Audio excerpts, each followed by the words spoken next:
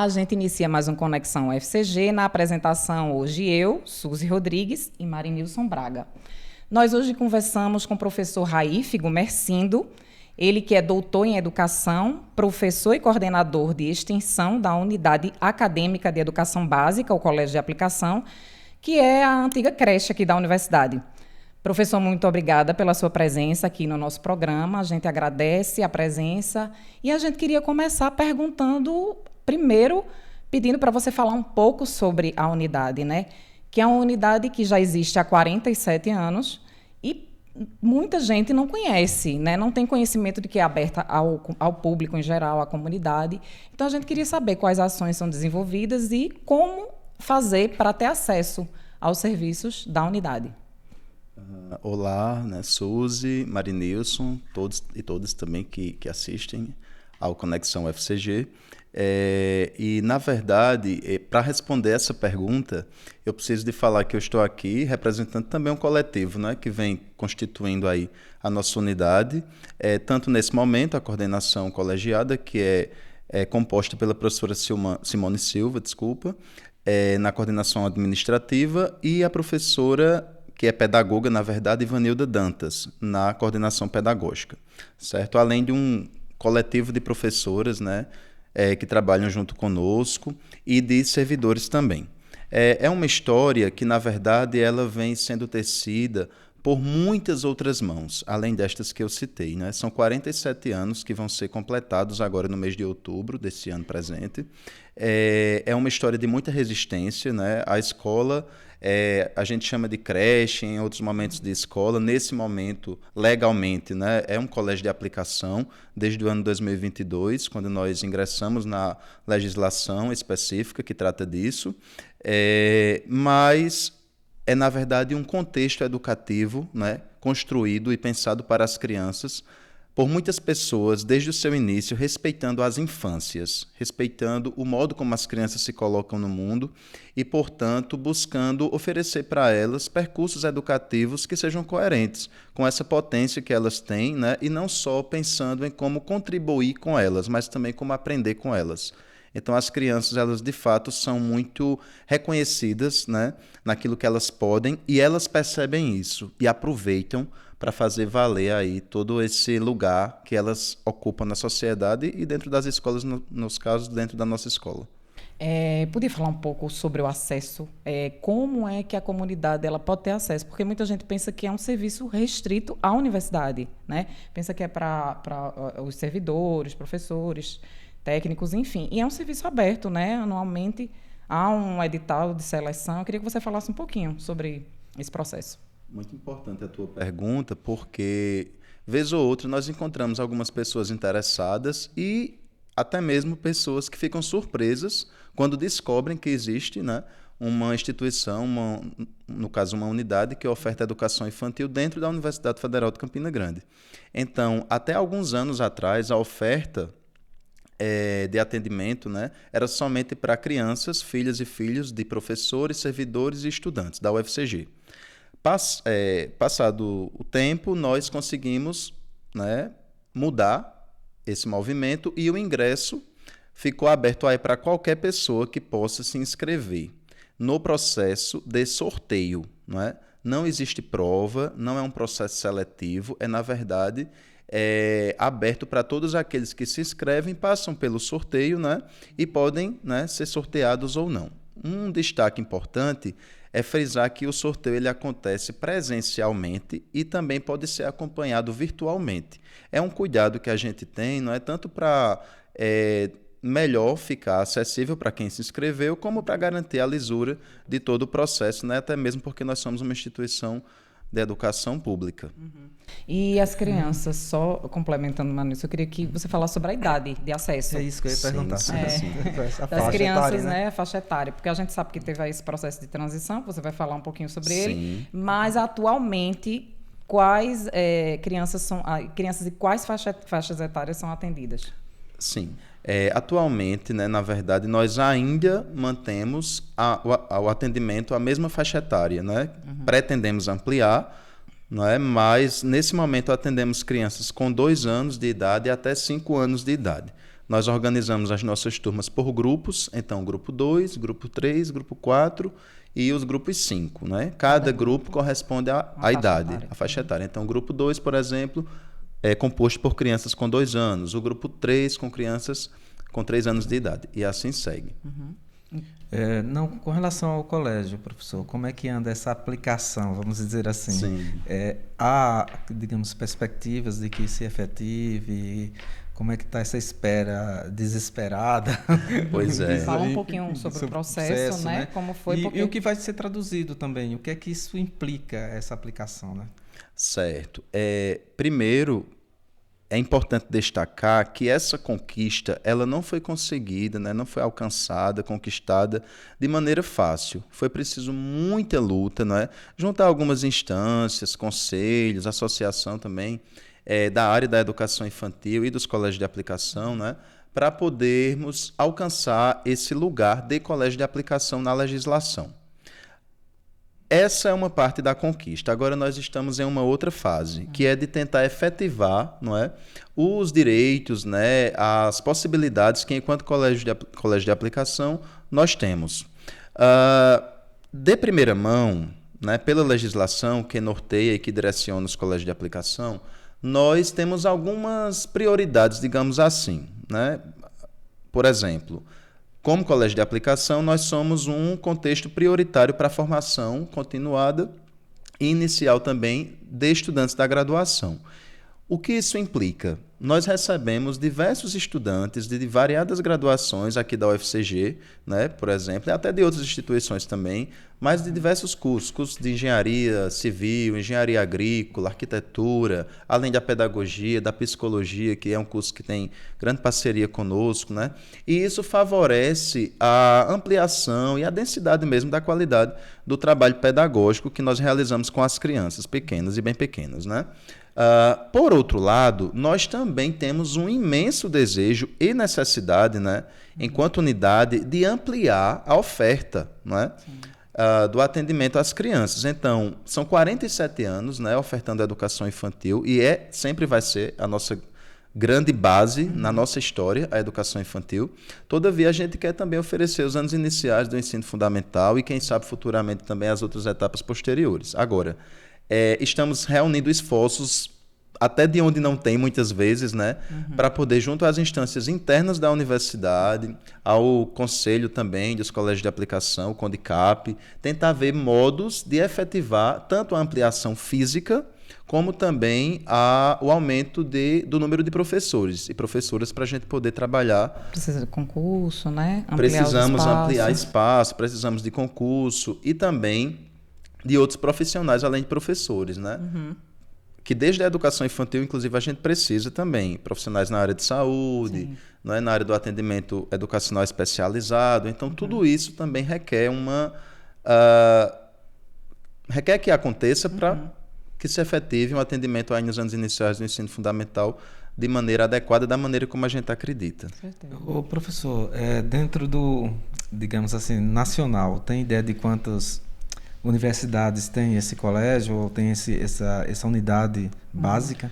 Pois é, Marinilson. Os colégios eles são regidos por uma portaria específica, né? A portaria 959, que até 2022 ela era composta aí por 17 colégios, né? No caso, uma média aí de 17 universidades, porque há universidades que têm mais de um colégio. Acontece esse caso também. Nesse momento, nós, com o ingresso, né, nosso e de outros 6 colégios, no ano de 2022, a partir de uma outra portaria, né, que, na verdade, ela alterou a portaria anterior, nós temos 24 colégios de aplicação no Brasil, né? Inclusive, nesse momento, está sendo organizado um livro para trazer, né, as especificidades de cada um desses colégios para as pessoas também tomarem conhecimento, né, sobretudo da nossa especificidade, que não é realizar somente o ensino, mas além do ensino, a pesquisa e a extensão, especialmente por estarmos dentro de um contexto universitário. Como é que isso, né? Porque assim, muita gente não sabe que o colégio de aplicação ele tem esse papel, né, de fazer além do ensino, a pesquisa e a extensão, né, que é esse tripé, né, das universidades. como é que isso reverbera na educação infantil especificamente, que é o caso da unidade? No nosso caso, a extensão, o ensino e a pesquisa, eles estão, de fato, muito imbricados, muito bem articulados, principalmente porque nós acreditamos na formação constante. Então, para nós, professores, é fundamental, e professoras, o estudo contínuo, né? Seja nos grupos de pesquisa a que nós somos vinculados, seja nos programas de pós-graduação que nós estamos ou estivemos vinculados. Inclusive, é bom destacar que é um corpo docente muito bem assim formado, né? Nós temos uma boa quantidade de professoras e professores assim, com doutorado, né? Temos a maioria, se não todos, quase todos, com mestrado também ou especialização. Fazendo pesquisa sempre, né? Ou no seu programa ou vinculado a algum grupo de pesquisa. Além disso, tanto o ato de oferecer a extensão para municípios, para estudantes, seja aqui na nossa unidade ou em outros contextos, que nós também fazemos esse trabalho de ir até os municípios, de ir até as escolas, por exemplo, dos municípios, né? Realizar vivências com temáticas dentro da área da educação infantil, a gente também recebe, como eu falei, os estudantes de outros cursos. Então, há um movimento dinâmico aí de troca de conhecimento que, na verdade, fortalece as nossas concepções, não é? Pedagógicas, políticas, ética, estética também, de como pensar a educação das crianças. Uma coisa muito natural, né? Exatamente. Fica tudo muito articulado, o que requer também uma dedicação, um compromisso constante, não é? Para poder articular, associar aí essas ações de ensino com a extensão. Acaba meio que uma coisa deságua na outra, porque como eu estou vivenciando ali com a criança, ao mesmo tempo estudando, quando eu vou realizar uma extensão, eu tenho a prática articulada à teoria, né, esse conhecimento, vamos dizer assim, praxeológico, para apresentar também nas formações. Então, a unidade ela contribui bastante nesse sentido e também cresce internamente com as contribuições que recebe. Você pode citar algum exemplo de trabalhos de extensão, vínculos com curso? Eu sei que tem alguns projetos na área de engenharia civil, né? Odontologia também recebem pessoas que estudam aí, estagiários, né, para fazer o trabalho de educação, né, em saúde, né? E educação no trânsito também tem alguns exemplos. Fala um pouquinho, que eu acho que eu estou falando também muito. Mas fala um pouquinho sobre os projetos. Fala da UAE, da UAEB, né? Antiga UAE, né? Agora nós chamamos Unidade Acadêmica de Educação Básica, Colégio de Aplicação. Eu concordo contigo, Suzy. Nos faz ficar assim empolgados, né? Porque ela luta, apesar de todas as dificuldades, como toda instituição de educação, né, historicamente no nosso país enfrenta, apesar dos desafios, propor, né, uma educação que seja significativa. Nesse momento, por exemplo, nós temos um projeto bem bacana com uma professora e extensionistas do curso de Engenharia de Produção, cujo foco é pensar os cuidados com incêndio, com queimaduras, com quedas, ou seja, o cuidado físico, né, preventivo aí com as crianças, desde a educação infantil. Nós também temos os ATPs, que são acompanhantes terapêuticos pedagógicos, né, que aí já não é um projeto de extensão, é um estágio permanente que nós temos, né? São alunos bolsistas, inclusive. De psicologia, né? De psicologia, que acompanham crianças com necessidades específicas, né? Nós não temos a quantidade que precisamos, mas temos alguma quantidade de estagiários. Seria um ATP, né, por aluno criança com algum transtorno de desenvolvimento? É esse serviço que vocês ofertam? Isso. Também? Na verdade, é somente para crianças que estão dentro do TEA, não é? Do espectro do autismo, digamos assim. Agora, repito, de fato, nós precisaríamos de mais, mas temos tido esse excelente trabalho desenvolvido pelo curso de psicologia, não é? Supervisionado pela professora Suene Fonseca, que é um trabalho brilhante. Outra ação que eu gostaria de destacar são os projetos de extensão que nós oferecemos. Então, por exemplo, no ano 2023, nós realizamos um projeto que foi muito bom, no município próximo, aqui, município de Lagoa Seca. No caso, a unidade vai até a comunidade, né? Todos os professores, nós nos revezamos, né? E vamos para a comunidade oferecer essas oficinas e também o que a gente chama de palestras, né? Seria um apoio pedagógico, mais ou menos essa linha, né? Isso. Bem mais do que sala de aula. Bem mais do que sala de aula. Agora, a gente leva muito exemplo do que é vivenciado em sala de aula junto com as crianças, tanto com as crianças de 2, 3, também as crianças da pré-escola 4 e 5. Né? A creche e a pré-escola, elas constituem a educação infantil. 0 a 3, creche, 4 e 5, pré-escola. Né? Um outro exemplo é também o curso de extensão, né? O projeto de extensão, melhor dizendo, atual, que é uma extensão do que nós iniciamos ano passado. Né? Foi proposto pelos pedagogos da instituição e os professores, né, também colaboram, que é sobre avaliação na educação infantil. Então, essa perspectiva de não classificar as crianças, de não comparar, mas de uma avaliação mais de construir aí um caminho de acompanhar, de contribuir com os modos como as crianças vão se colocando e não percebendo o que falta, não é?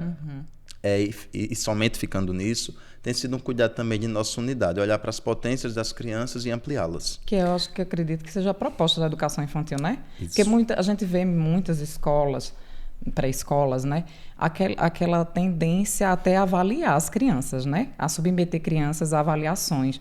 Como é que você vê isso? Assim, o trabalho da unidade ele vai contra essa perspectiva?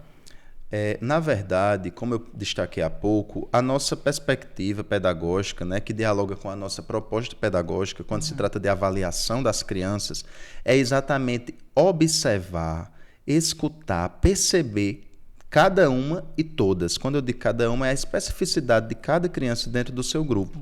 Então, se eu tenho 20 crianças, eu conheço o ritmo do meu grupo, eu conheço o modo como eles se organizam, como eles... a dinâmica do dia a dia, mas eu também conheço cada um deles, né? E o que é interessante nesse acompanhamento avaliativo? É perceber o que aquela criança mais gosta, o que aquela criança não tem tanta afinidade, como que ela se relaciona com as múltiplas linguagens. Então, por exemplo, como que aquela criança está lidando ali com a questão da escrita? Será que ela está precisando de quais propostas, não é, dentro daquele momento que ela está vivendo, para que ela avance? Dentro da perspectiva lógico-matemática, como é que ela está, não é, se situando? Como é que ela está se percebendo dentro, por exemplo, da dimensão artística também, não é, da oralidade? Então, nós vamos percebendo as crianças a partir dessa observação cuidadosa, dessa escuta que é realmente atenta, para, a partir delas próprias, entendendo os direitos que elas possuem, né, dentro do contexto de aprendizagem, oferecer o que elas precisam para elas avançarem. E as potencialidades também. No caso, vendo onde está a lacuna, né? Exatamente. Por outro lado, também, acho que é um trabalho pré-vocacional, né? Para estimular naquilo melhor que a criança tem, né? Também, né? De um lado, você vai preencher essa lacuna, ver as falhas, e por outro, dá um upzinho a mais naquele talento, né? Isso, sempre nós favorecemos, repito, a escuta das crianças como ponto de partida. A criança como protagonista. Como protagonista, isso. Nós temos uma legislação, né, que norteia a etapa da educação infantil no Brasil, são as diretrizes curriculares nacionais para a educação infantil e outros documentos também importantes, né, até mais recentes também, e que ela indica como que deve ser o trabalho pedagógico nessa etapa, né? As interações deve compor, o modo como a gente se relaciona com as crianças, a brincadeira como uma linguagem que compõe todo esse processo, que permeia da hora que eu recebo a minha criança até o momento que eu me despeço dela. Como é que a gente vai pensar, por exemplo, uma proposta de escrita, uma proposta envolvendo a matemática? É da mesma forma do ensino fundamental? Olha que tem uma diferença entre ensino e educação infantil, né? Então a gente vai pensando aí maneiras, formas, né, brincantes, lúdicas, interativas, para corresponder à legislação e à própria infância, que sejam agradáveis, aí, atraentes e que alcancem aí as crianças e que elas também avancem a partir disso, né? E os projetos, né, nós trabalhamos a partir de projetos. Então, os projetos nascem delas, né? Atualmente, por exemplo, tudo parte delas, né? Atualmente nós estamos vivenciando diversos projetos, né, nos grupos, projetos envolvendo o vaqueiro, né? Tem crianças lá em determinado grupo da tarde, né, o grupo 4, que está muito interessado desde o início do ano pelos vaqueiros, por esse contexto da Caatinga. Então, o projeto está se delineando por aí. Nós já temos também, pela manhã, projetos envolvendo a questão de higiene, né, corporal, por conta exatamente disso tudo que as crianças trazem, envolvendo a energia, né? As crianças trouxeram e se encantaram com situações envolvendo vários tipos de energia elétrica e outras também, né? Enfim, as curiosidades. As curiosidades, né? Os grupo 2 também, os pequenininhos, né? À tarde, por exemplo, eles estão encantados com araras. Começaram a ver uma arara de madeira na quadra da escola. E a partir daí, né? As coisas vão se desdobrando. Também questão musical, outra turma. No meu caso, o Boi Bumbá, desde o início do ano aí o Boi Bumbá tá bombando, vamos dizer assim, né? Porque as crianças, desde o carnaval, começaram a demonstrar interesse. Fizemos um simples boi.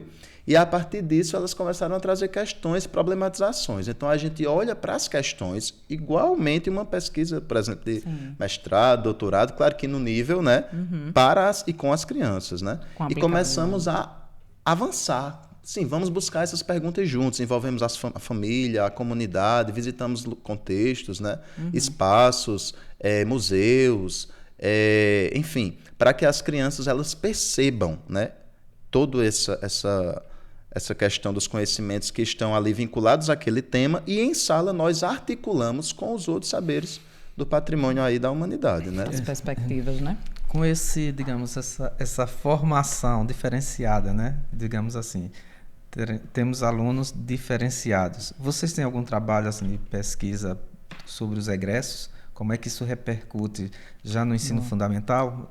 Vocês vivem esse elemento aí, que é uma autorreflexão, né? No caso que você vai perceber a autorreflexão. Olha só, autorreflexão. Que é todo um ciclo dentro de você, dentro dessa questão pedagógica, para redirecionar ou manter firme essa linha pedagógica?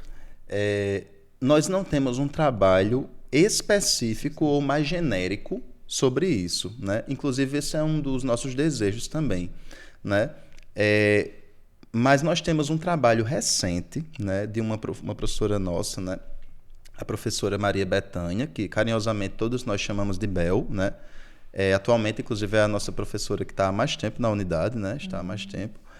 E ela defendeu a tese dela de doutorado recentemente sobre o lugar, não é, que a literatura infantil, a grosso modo foi isso, ocupa na nossa unidade. E ela fez uma pesquisa com crianças, né? Então ela ouviu, eu pude até estar presente no dia que ela realizou, né, uma roda de conversa, foi um momento assim encantador, importantíssimo, com as crianças egressas, né, que foram da unidade, né, para ouvir inclusive elas, e perceber como as vivências com o empréstimo diário de livros, que nós realizamos todos os dias, as nossas crianças levam livros emprestados para casa. Né? E uma vez por semana nós visitamos a biblioteca da escola. Todos os grupos. Isso é um hábito da nossa escola, né? Que a gente sempre luta por preservar. E aí, na escuta dessas crianças, a professora Bel percebeu diversos aspectos. Quem quiser pode pesquisar, né, na internet sobre a pesquisa dela, que foi desenvolvida aqui no programa do curso de letras da UFCG, tá bom? E aí as crianças realmente destacam, e as famílias também, foi com crianças e famílias, a relevância do trabalho da unidade, em especial do trabalho com a literatura infantil, né, com a leitura literária que é feito lá. E isso impacta naturalmente nas séries futuras, com né? certeza. Muitas crianças, eu acredito que já saem alfabetizadas praticamente, apesar de não ser o objetivo, né, da educação infantil. Isso. Nós temos variados exemplos, né, de crianças que concluem no caso, o grupo 5, né, a pré-escola em nossa unidade, alfabetizadas, né? O nosso foco não é apenas na alfabetização, porque enquanto educação infantil, nós não temos, como Suzy pontua, essa obrigação de alfabetizar. Todavia, como nós articulamos os saberes e as experiências das crianças com o conhecimento, né, que a humanidade constituiu ao longo dos anos, historicamente, né, ao longo do tempo, a cultura escrita está lá presente. Então, na brincadeira, a gente está lá brincando de escrever também, né? E acontece de forma muito natural, né? De forma muito contextual e muito significativa, né? Agora mesmo, no momento simples, né, nós acolhemos, acabei de vivenciar isso, né, hoje, acolhemos as crianças com telefones usados, não é? E naquela simples acolhida, as crianças começaram a brincar, né? De fazer telefonemas, de supermercado, e a escrita entra. Em alguns momentos eles brincam de fazer empresas, né? A gente vai lá, então escreve o nome da tua empresa. Em outros momentos a gente organiza propostas de escrita também dentro do contexto de forma mais sistematizada, né? Inclusive há livros, né, publicados. Eu lembro que a unidade publicou livros das crianças, né, com textos das crianças. Isso, pois é. Nós temos, acho que uns 3 livros publicados, né? Feito pelas crianças com a mediação e a organização dos professores. Um deles, inclusive, foi publicado pela EduFCG, não é? Abelha, Mel e Cocada, que é um livro muito... Eu até fui professor na época, né? Junto da professora Ângela, desse grupo, e é um livro muito engraçado e muito, assim, lido, né? A gente sempre percebe que as crianças estão ali buscando, né? Por ele. Eu vi, elas ele é 3 ilustrado anos. também, né? Ele é ilustrado pelas crianças. O texto foi criado por elas e as ilustrações foi feito por elas do jeito delas. Na questão da oralidade, né? O texto criado através dessa questão. Pegando um pouco do exemplo da arara, alguns falam mais que papagaio, né? Alguns falam mais que papagaio. E outros vão mais tímidos, acabam usando a escrita querendo usar a escrita. Isso. Aí desperta a vontade do ler e escrever para se expressar, já para uma certa timidez. Acredito que dá para identificar isso, né? E tudo, na verdade, está muito ali articulado, né? O que se fala, o que se escreve, não é? E quando a gente fala o que se fala e o que se escreve, nossa unidade defende isso. Inclusive, uma fala, né? Inclusive, da professora Bel, que eu gosto muito. Criança fala como criança, criança escreve como criança, adulto fala como adulto, adulto escreve como adulto. Então a gente vai aprendendo com a criança e a criança conosco. Quando a gente valoriza aquele rabisco, que não é só um rabisco, né? Já é texto, não é? Expressão, né? Já é expressão simbólica, já é comunicação, é linguagem, né? É símbolo mesmo. Eu achei interessante essa questão das múltiplas linguagens, né? Que você falou que a unidade ela preza muito por essa questão, né? Então as crianças trabalham aí com projetos de arte, música, né? Levantados por elas mesmas. Queria que você falasse um pouquinho sobre isso, qual a importância disso para o aprendizado das crianças nessa fase. Nós temos um cuidado, né, muito grande, eu vou repetir, com a infância. Nós não olhamos para a infância como uma etapa que só tem a receber, né? Ou como uma parte da sociedade, da estrutura social, né? Uma categoria social que só tem a receber. Também tem muito a contribuir. Quando nós reconhecemos isso, o modo que nos colocamos diante das crianças pedagogicamente influencia diretamente as respostas delas dentro desse processo. Então, quando as crianças percebem que o que elas dizem e o que elas fazem é valorizado, logo elas começam a se colocar mais. Eu tive uma ideia. E que tal a gente fazer de tal forma? E que tal a gente fazer isso ou aquilo, né? Por exemplo, dentro do projeto do Boi Bumbá esse ano, as crianças sugeriram a construção de bois bumbás para segurar com a mão. Depois disso, que a gente construiu o Boi Bumbá, outro disse: por que a gente não faz um desfile de boi? E aí a gente já chama um professor da UNAMUS, da unidade de música, realizamos o desfile de boi, né? Então, esse é só um exemplo para mostrar o quanto que elas se colocam. Então, de cara, a gente já vê aí um conceito muito importante, cara, para a educação, que é o interesse, né? Quando as crianças percebem que elas são importantes no processo, elas se interessam. Se veem como protagonistas, se né? veem como parte como do processo. Sujeitos que participam, né? Inclusive, a gente busca garantir esse direito de participação das crianças, né? Além da provisão, da merenda, de instalações, né, físicas minimamente confortáveis, né? No caso, a proteção e a provisão, também a participação, não é, dessas crianças. Então, o processo educativo se torna significativo, né? Se torna cheio de sentido, e elas começam a produzir outros sentidos, novos sentidos, né? Contribuindo com aquilo que os professores colocam. Então, a gente vai articulando com a matemática, com a leitura, com a oralidade, com a escrita, com a geografia, enfim, com as diversas áreas para as crianças avançarem reconhecendo que elas estão bem ligadas, bem atentas, né? E não só recebendo. Elas interpretam o tempo todo o mundo, né? E significam e ressignificam as coisas. Inclusive assuntos sensíveis, né?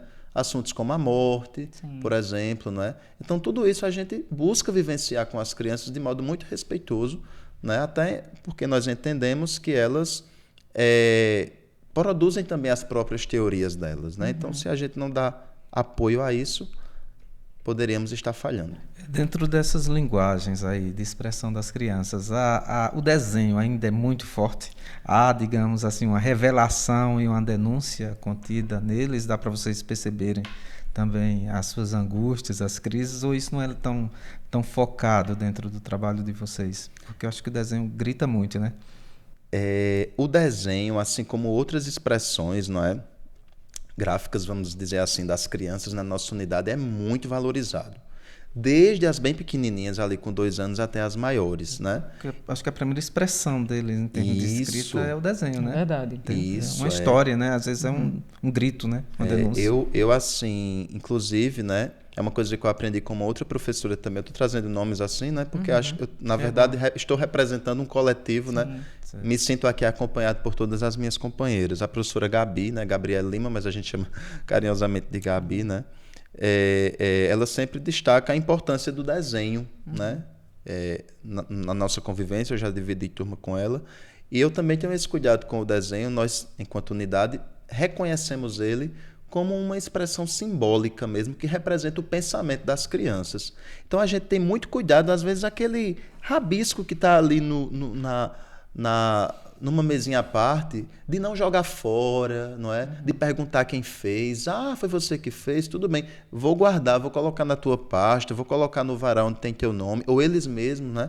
Vêm lá e pedem para a gente fazer isso. Então a gente valoriza muito. Até porque a gente entende que o desenho é narrativa. Sim. O desenho traz, né, histórias. Vocês fazem algum trabalho de conversa com a criança para, digamos, pedir para ela expor, explicar, né? Traduzir, né? Traduzir a partir de onde veio aqui. Depende muito do contexto. A gente não fica muito preso a isso, né? As crianças, elas desenham, às vezes elas querem falar o que desenharam, às vezes não. Às vezes o desenho agora tem um sentido, daqui a pouco tem outro significado, é muito também efêmero, e isso é maravilhoso, né? Porque nós adultos quase não fazemos mais isso, e elas fazem. Então, olha, né, um exemplo do que podemos aprender com elas. Agora, tem momentos também que a gente pergunta, que a gente dialoga, que a gente quer representar, quer fazer releituras, por exemplo, né, de alguma obra que já existe. Sim. E a mediação docente na nossa escola, ela é fundamental, né? A escuta. Quem é que escuta? A professora, o professor. Quem é que recebe aquilo que escutou e vai planejar como que a partir disso eu vou propor tal vivência para a minha criança? O professor, a professora. Né? Na hora que eu estiver propondo, como é que eu vou me colocar? Eu vou deixar a criança seguir só? Eu vou convidá-la a refletir? Por exemplo, na escrita. Presta atenção em tal palavra. Será que faltou alguma palavra, alguma letra? Será que faltou algum som? No desenho, vai começar por onde? Então, a mediação docente é fundamental para a criança entender e refletir sobre o que ela está fazendo e ir aprimorando e se colocando cada vez de maneira melhor. Então, assim, para quem está aguardando, né, ansiosamente, o pessoal que descobriu que o serviço é aberto à comunidade, como é que faz? Aguarda o lançamento do edital. Isso. Fica atento às redes sociais da universidade. Fica atento às redes sociais da universidade. Fica atento às redes sociais, né? Eu acredito que é o Instagram, não sei. O portal, né? O portal, o site, né? Normalmente é no final do ano, né? Normalmente é no mês de outubro ou novembro, né? Tá e aí, fiquem atentas. As inscrições acontecem, né? Às vezes online, né? Mas geralmente na nossa unidade, presencialmente. A gente está vendo aí a forma de... fica aqui no campus sede. Fica aqui no campus sede, no bairro de Bondocongô. Geralmente o sorteio acontece ali no mês ou de novembro ainda ou de dezembro, tá bom? Para que no ano anterior as crianças que vão iniciar no próximo e as famílias já fiquem aí sabendo todo o processo, né, de ingresso. Desse resultado. E o resultado. Raif, muito obrigada pela presença aqui no nosso programa. A gente agradece, foi bastante esclarecedora a entrevista, né? Acredito que o pessoal agora sabe, que quem não sabia está sabendo agora que é um serviço gratuito e ofertado à comunidade em geral. Muito obrigada. E a gente encerra mais um Conexão UFCG. Até a próxima.